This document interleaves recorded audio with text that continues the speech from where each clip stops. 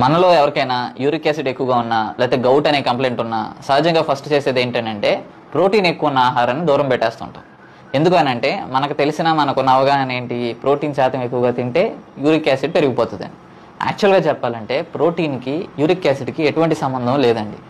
గుర్తుపెట్టుకోవాల్సిన విషయం ఏంటంటే ప్యూరిన్ అనే ఒక సబ్స్టాన్స్ ఉంటుంది. ఈ సబ్స్టాన్స్ ఎక్కువగా ఉన్న ఫుడ్ మనం తీసుకున్నామనంటే మనలో యూరిక్ యాసిడ్ డిపాజిట్స్ పెరిగిపోతూ వస్తాయి. ఏ సబ్స్టాన్స్లో ఇది ఎక్కువ ఉంటుంది అని అంటే కనుక రెడ్ మీట్లో ఎక్కువగా ఉంటుందండి, సీ ఫుడ్లో ఎక్కువగా ఉంటుంది.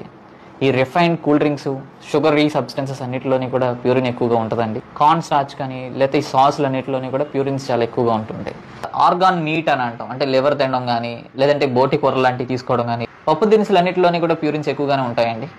ఫ్రక్టోజ్ ఎక్కువగా ఉన్న ఫుడ్ అంటే డేట్స్ కానీ సీజనల్ ఫ్రూట్స్ కానీ హనీ కానీ వీటిల్లో కూడా ప్యూరిన్స్ చాలా ఎక్కువగా ఉంటాయండి.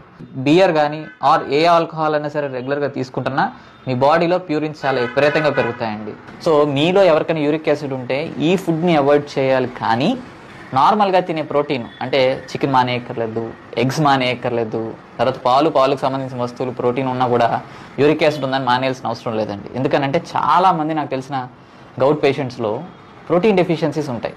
ఎందుకనంటే భయపడుతూ ఉంటారు ప్రోటీన్ తినడానికి. ప్రోటీన్కి డైరెక్ట్ లింక్గా యూరిక్ యాసిడ్కి సంబంధం లేదండి. కేవలం మీరు తీసుకునే ఫుడ్లో ప్యూరిన్స్ ఎక్కువ ఉన్నాయా లేదా అన్నది మాత్రమే చెక్ చేసుకోవాలి.